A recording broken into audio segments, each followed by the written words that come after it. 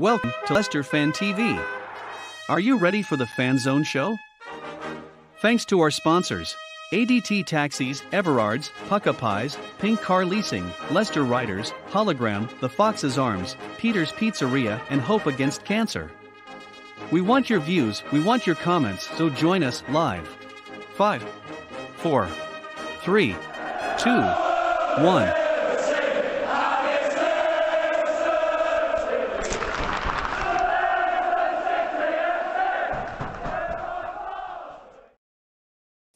Welcome to Leicester Fan TV.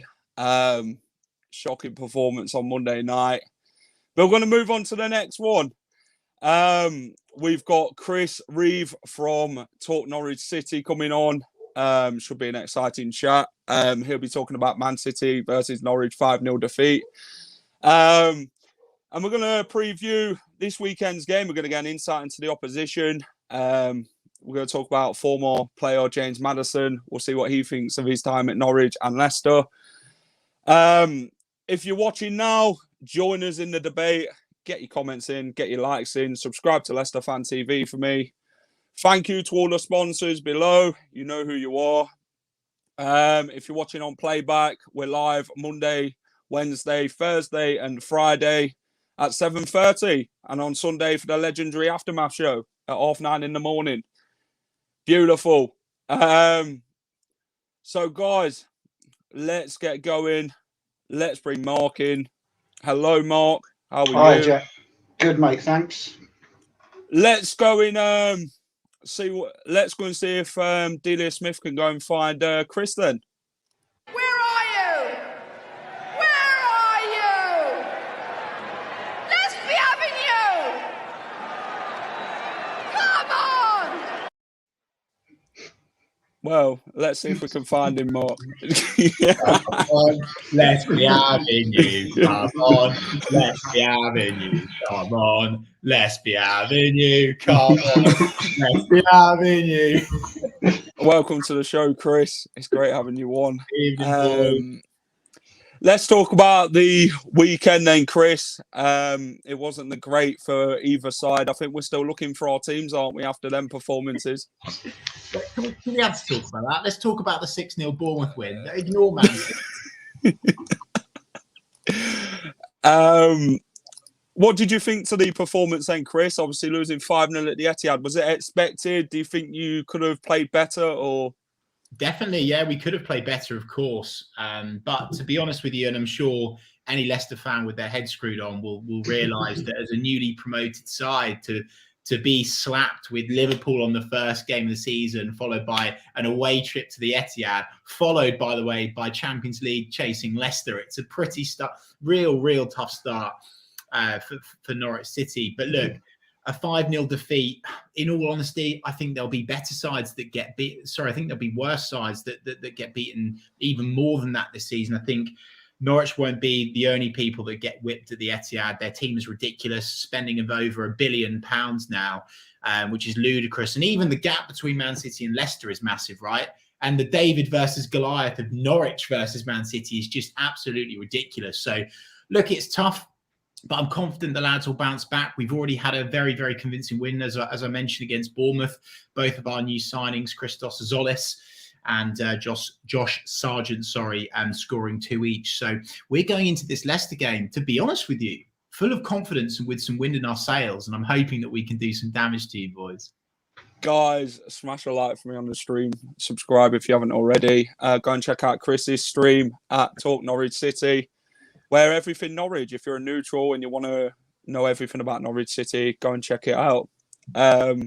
Welcome back to the Premier League, Chris. You seem to be a yo-yo club, don't you? Going up and then down, up and then down. Is it time to stay, or do you think it'll just be for a short time again?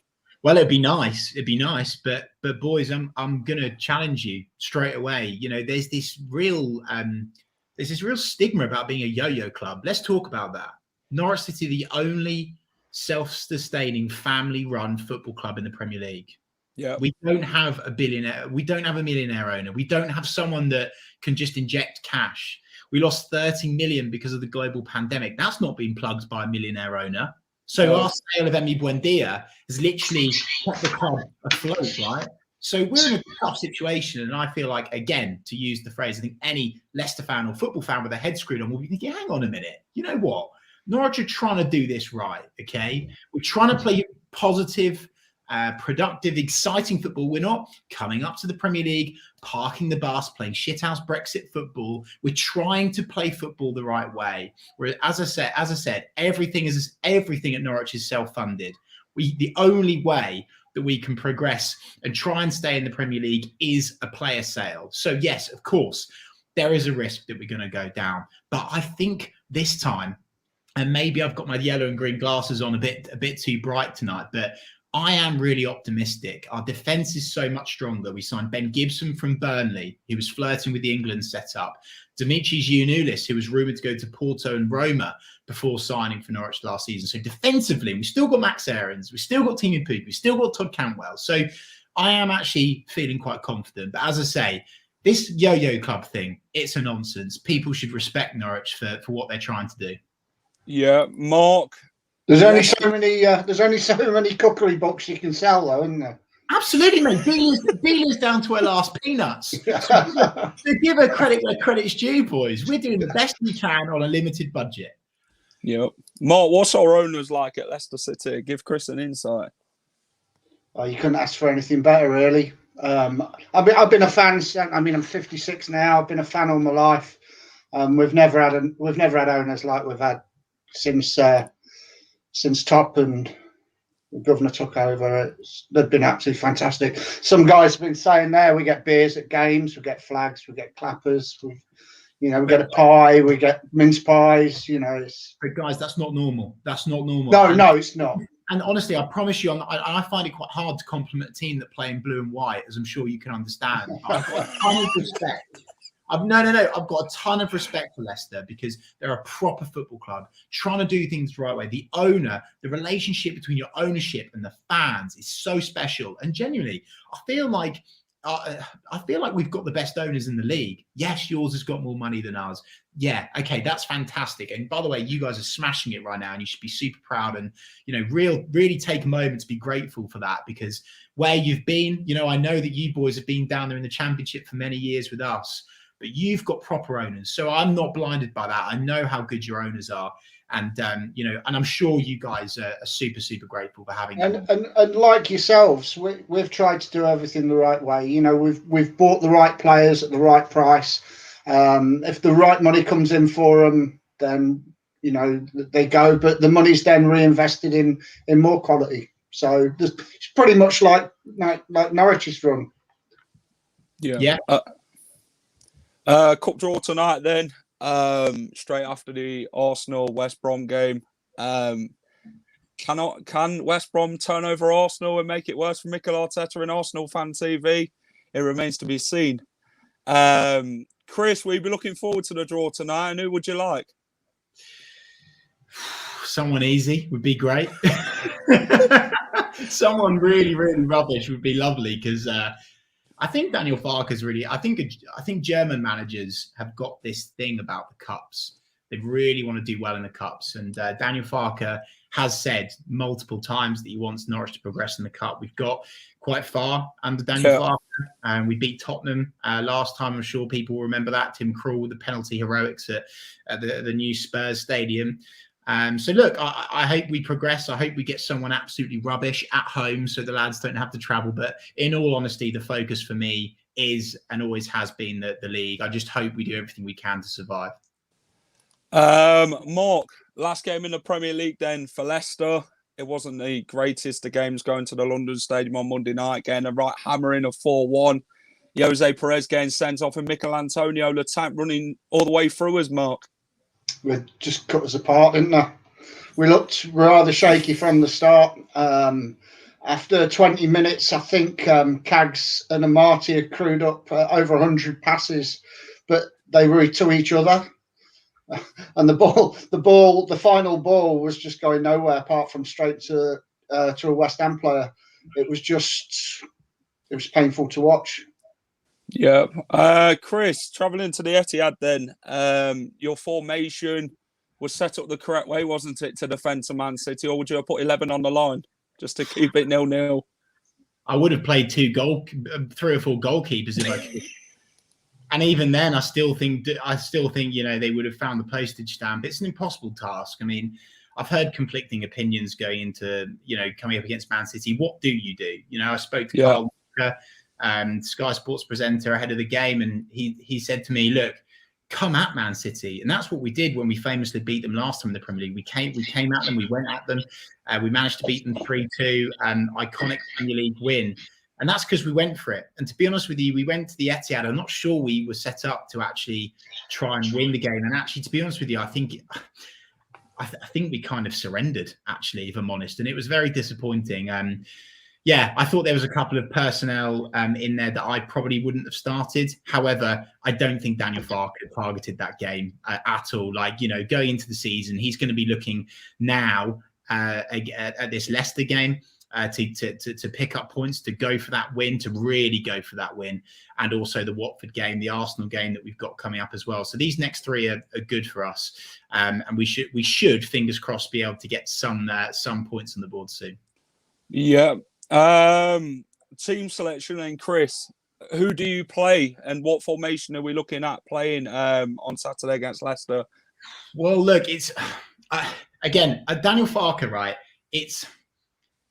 I'm not sure exactly, right, to be totally honest with you. But of course, you're going to have Tim Krul in goal.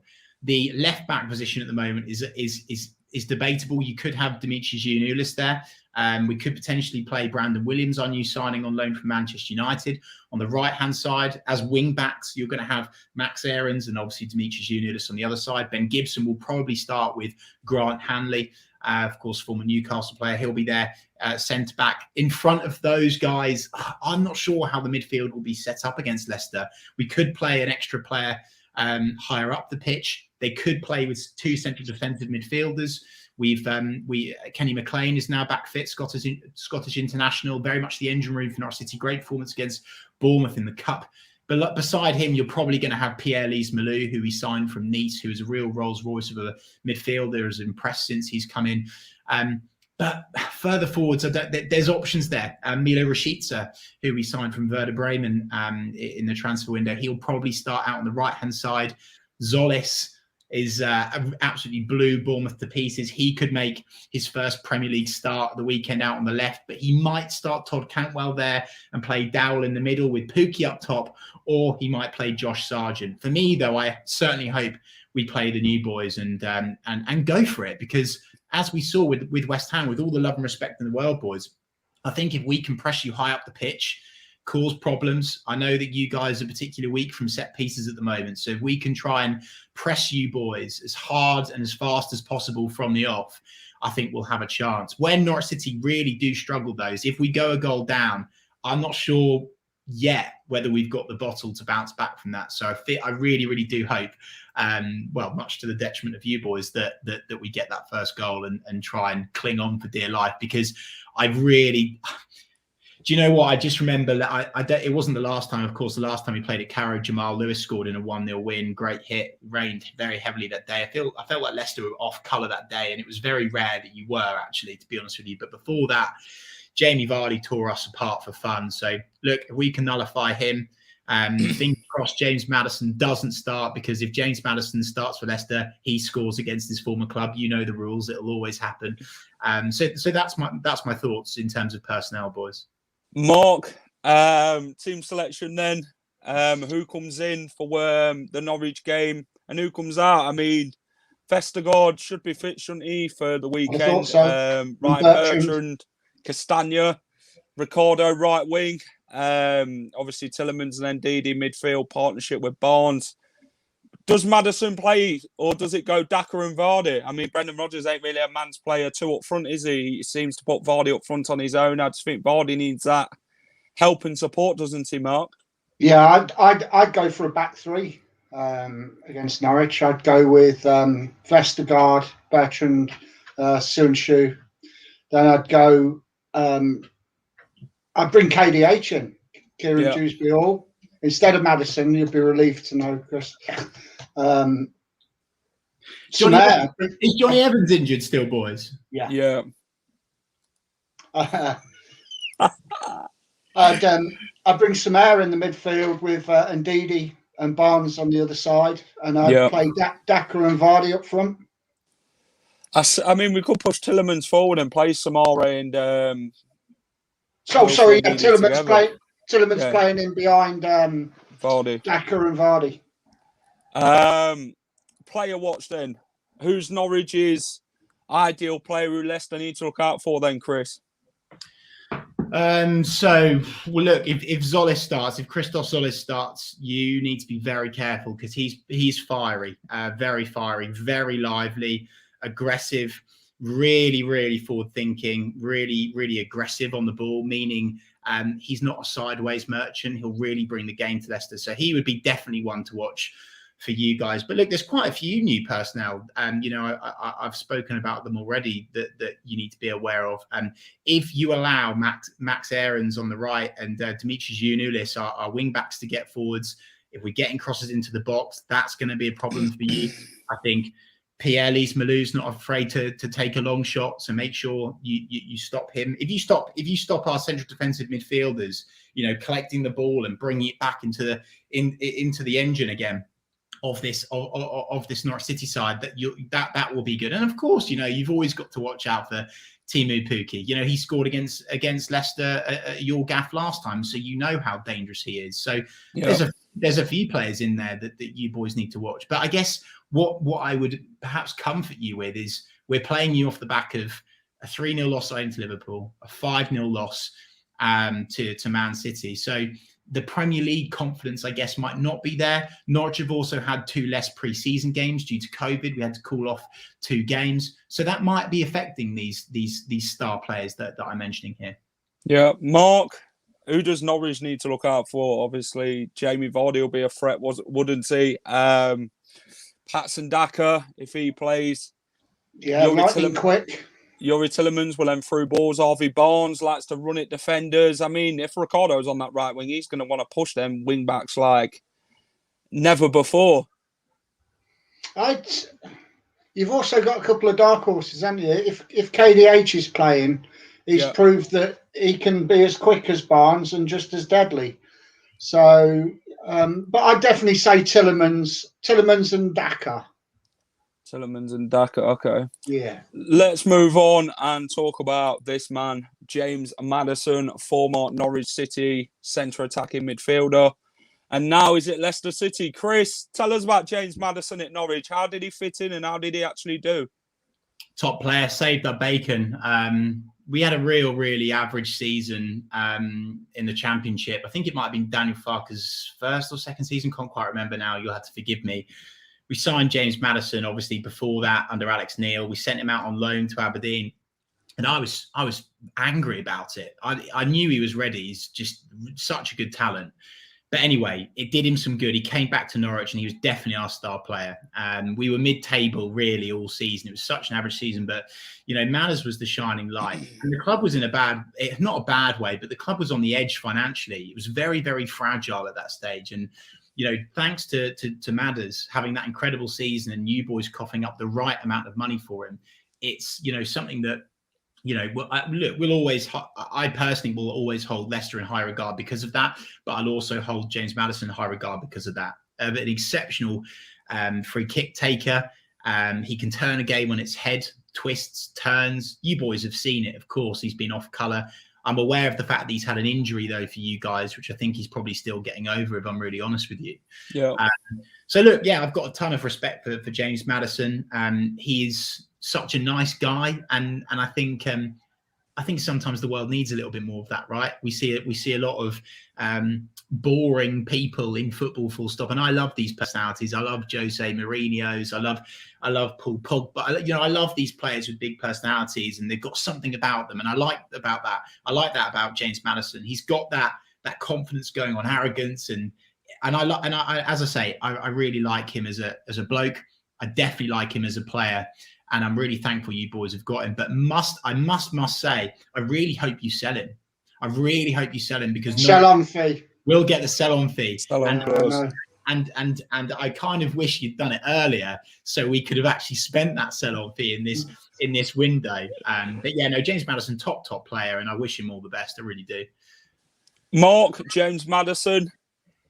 Well, 47 appearances for Norwich and 15 goals, and 100 appearances for Leicester and 21 goals. Interesting. I know one was in the Championship and the other's been in the Premiership, but it's still a bit of a gulf there, isn't there? Do you feel he's progressed though, Chris? Obviously, coming from Championship level football to the Premier League. I think you've got to remember his age, boys, and I think the 24, isn't he? He's a young bloke still, and I think we need to be really careful with how much we hype up these young players, and we do need to protect them a little bit, actually. And I think, to be fair, it's almost because James Maddison's hockey stick graph of just going from there, Championship, average season at Norwich, Leicester knew the latent potential of this young man, and he's gone boom. And I must admit, and I personally think his first season for Leicester was excellent, considering the fact that it was his first season, still a young guy, in the Premier League, at that stage. But yeah, look, I think he's got some work to do at Leicester. I don't think he'll be. Is that his role though? Like, is his role to score goals, or is it to create goals, boys? Because I'd be really interested to see how many chances he's created for Leicester, and I'd be really interested to get your opinion on, would he have done more if he'd be? Because don't forget, he's had so much time out with an injury recently that. I think, and by the way, I think he was desperately unlucky to not get into the England side before the Euros. I thought he was really knocking on the door when he was playing well for you guys, and he was a bit unlucky, actually. Yeah. What's the tactics then, Chris, for Norwich? What's Daniel Farke going to do to get through Leicester City? Well, I really hope that we use our width. I really hope we use our width. I know for a fact that we will control the game at home. I've got all of the confidence in the world that we'll be able to do that against you boys. I think we'll try and retain possession. We'll try and break you down. I hope we do that faster than what we normally do. And I think we'll try and pick you off that way. Although we will go through the middle. To be honest with you, this Norwich City side is actually quite new. We've been used to similar personnel for the last 2 and actually arguably 3 seasons. But now we spent £50 million. We're in the top 10 spenders in the Premier League. Would you believe? Even though TalkSport can't stand that and they want to deny the facts, which I won't round about now. But my point is, there's so many new personnel that actually I'm still not really sure how we're going to go into this game, which is exciting as a fan, right? Yeah. Mark, what sort of tactics is Brendan Rodgers looking at then to rekindle that form? After a big defeat to West Ham on Monday night? I think we'll be looking at pace, pushing high up. Vardy, Daka, even Tillemans sort of breaking the lines, putting a lot of pressure on the Norwich defence. And now we've got somebody that's 6'6". We hopefully will have somebody up there for corners and free kicks as well. Yep.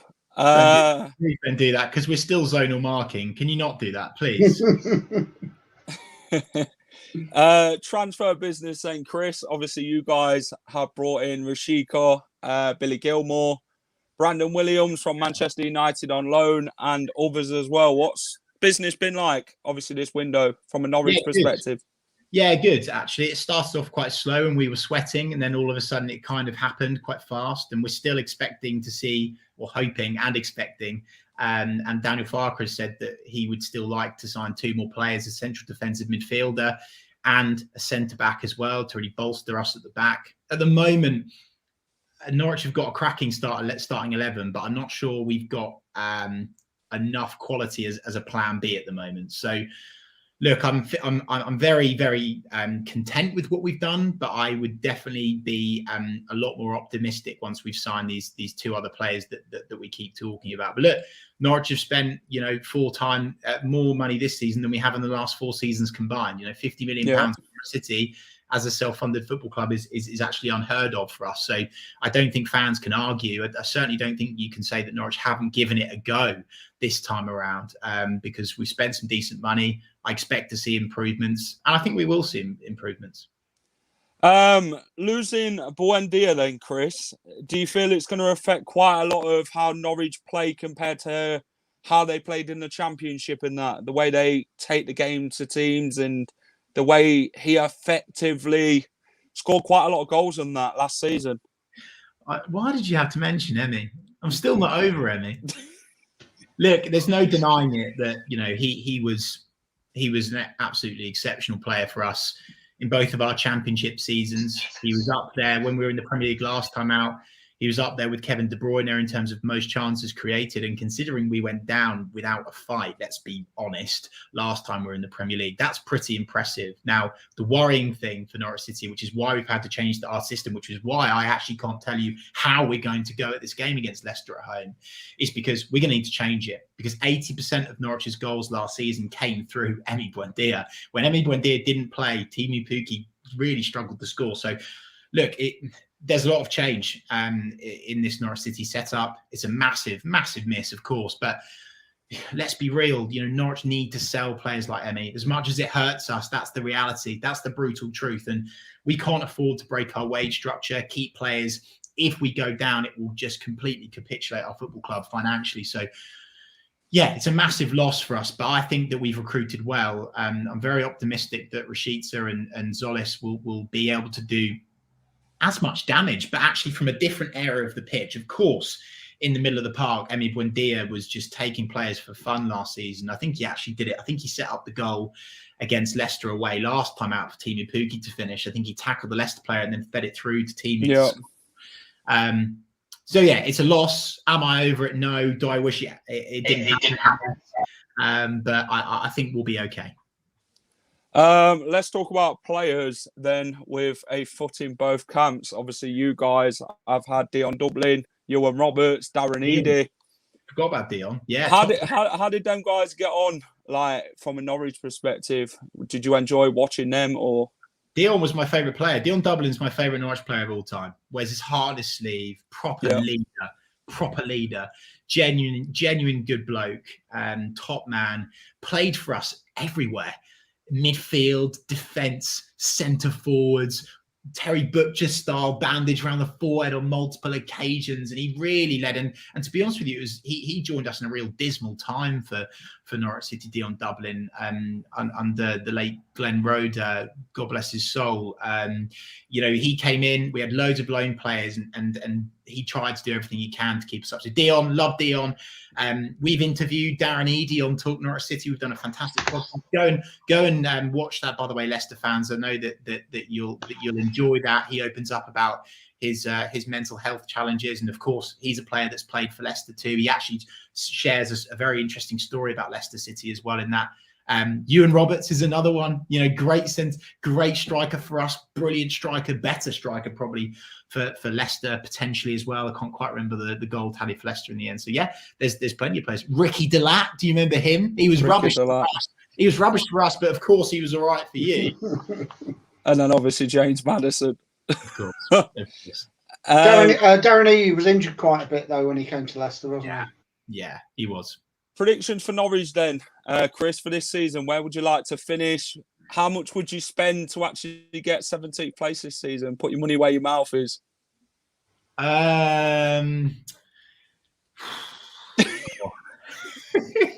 Look, I'd bite your hand off for survival now. I'd bite your hand off for doing it on the last day of the season. I really would, because Norwich need to break the duck now. We do. We're ready for it as well. We've got everything in place. We've got a great head coach. We've got a great setup, brilliant facilities. We've started to invest in some quality players. I feel like this is where we take the step up as a football club, that we've got to survive this season. In terms of what we need to spend to do it, look, I think we could do with another £8 or £9 million centre back. I think we could do with another £5 to £8 million central defensive midfielder to do that. Will Norwich spend that money? I'm not quite sure, lads. But look, I hope with all my heart that we do it. And by the way, I think teams will underestimate us this season. I know the comment section is calling me deluded and stuff, and that's great banter. But honestly, when you watch Norwich this season, I promise you'll be knocking on my door, Chris Revo. You'll be knocking on my Twitter account door, and you'll be saying, Chris, you know what? You were right. You boys are decent. Yep. Chris, how did it feel, obviously, having the fans back at Carrow Road? Yeah, so emotional, mate. Like, you know, I obviously running Talk Norwich City, you know, Norwich City is a massive part of my life, and football's a massive part of everyone's life, right? And, you know, we did watch alongs and stuff, and it just wasn't the same. And, you know, going up, my hair's standing off my arm thinking about it now, and I'm actually getting a bit emotional, you know, going up, walking up, seeing the pitch for the first time, you know, looking at everyone in their seats, taking it in, and that first on the ball City was just, it was aggressive. It was angry. It was defiant, and you know, it was just absolutely blooming brilliant. Absolutely blooming brilliant. I was telling Jack about the on the ball City today, wasn't I?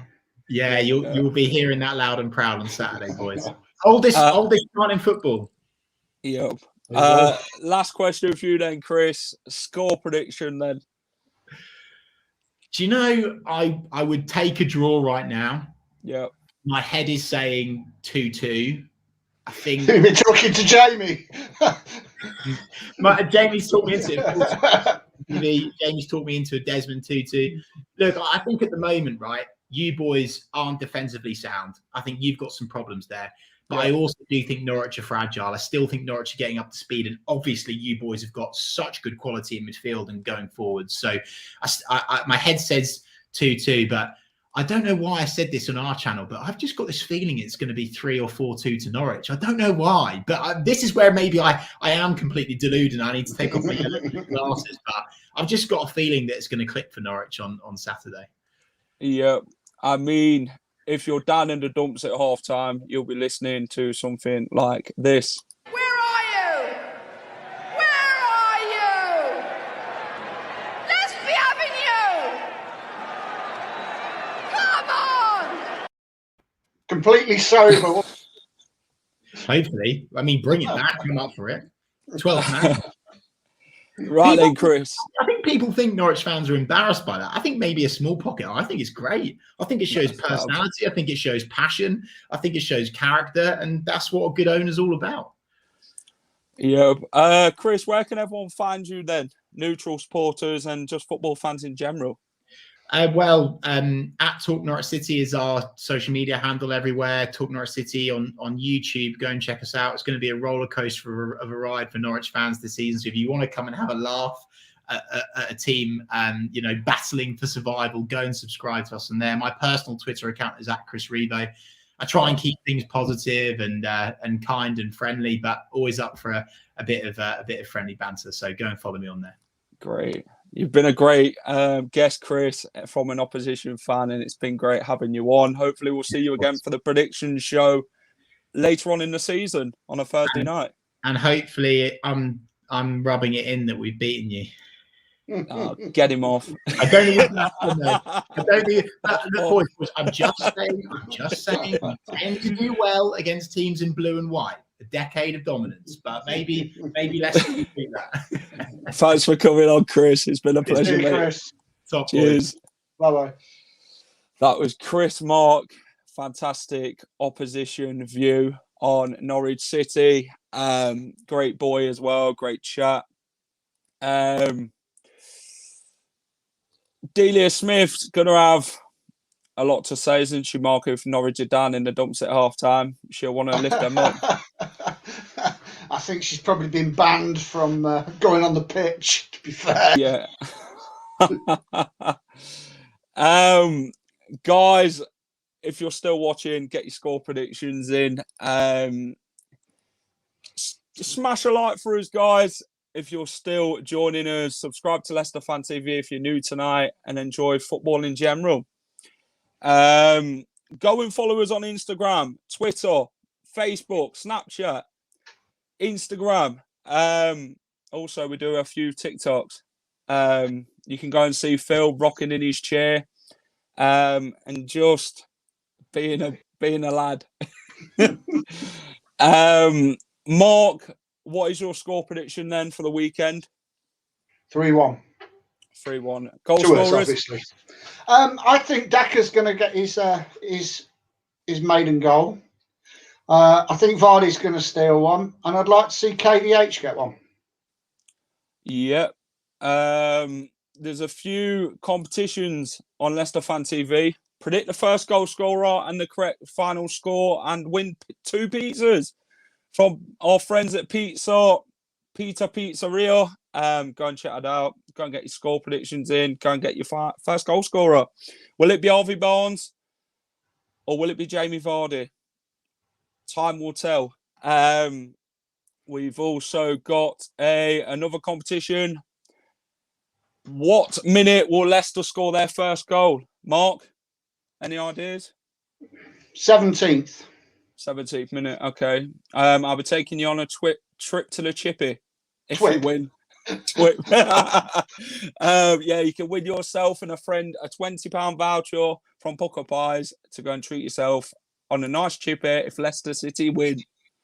How good does that sound? Also, go and win an away shirt. Go to Leicester Fan TV and enter the competition. You can either win the pink and grey one or you can go win the green one, whichever one's your choice.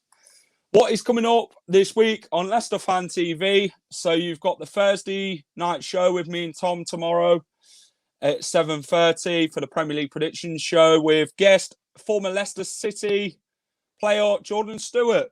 That'll be a great chat as well. We'll see how me and Tom and guest did on the week 2 of the Premier League. Reedy will be with you on Friday at 7:30. Go and check that out. He'll be previewing from a Leicester perspective ahead of this weekend's clash at Carrow Road. And the legend will be there Sunday morning at 9:30. Go and join Jamie for the Aftermath show. Mark, it's been a pleasure having you on, pal, as always. Thank you to these guys, ADT, Hollogram, Tiger, Peter Pizzeria, Car Leasing, Pukka Pies, Leicester Riders, the Foxes Arms, and Hope Charity. Right then, Mark. So let's get the last few comments in. 2-0 Leicester. I'm backing Leicester for a 1-0 win. Jaros Sana has gone 4-1. I believe in the boys. We need to turn it round, don't we, Mark? We do. She's doing a cooking show at half time. Ready, steady, Norwich City. If you want boiling an egg. all in one job. I think we'll win 1-0. I'm going to go for a 3-1 Leicester City win like Mark. I think Patson Daka will get one if he plays. I'm going to go Harvey Barnes and Yuri Tillemans wear banger. Who's worrying you on their team, Jack? Timu Pukki, I think, he's a poacher, isn't he? He's a poacher. He loves to score goals. He did well in the Premier League last time round, if I remember. He scored against Leicester at the King Power Stadium, and then we seem to have gone downhill after that. We missed out on Champions League that season as well. But we beat Everton, didn't we, with that Kelechi Iheanacho goal, I require. It's going to be a difficult one, Mark. Obviously, the crowd be up for it, and it's going to be a right day out. We'll have a nice... there?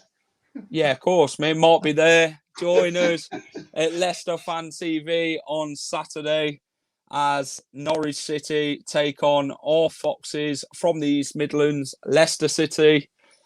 Go and back the boys at Carrow Road if you go and sing loud and proud. Get behind Brendan, get behind the boys, and come on, Leicester. This is Jack and Mark from Leicester Fan TV saying good night. And we will see you on Saturday at Carrow Road. Come and say hello. The watch along is at 2:30. If you're not going to the game, go and check the boys out. Go and give them the support and subscribe to the channel.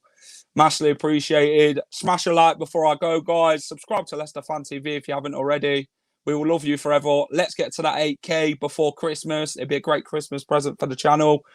By the fans, for the fans. Your support means everything, and we thank you so much. So, bye, guys, and we will see you Saturday at Carrow Road. Boom. Boom. Thanks for watching Leicester Fan TV. Thanks to our sponsors, ADT Taxis, Everards, Pukka Pies, Car Leasing, Leicester Riders, Hollogram, The Fox's Arms, Peter's Pizzeria, and Hope Against Cancer. Make sure to follow us on all of our social channels at Leicester Fan TV. Visit our website, leicesterfantv.com.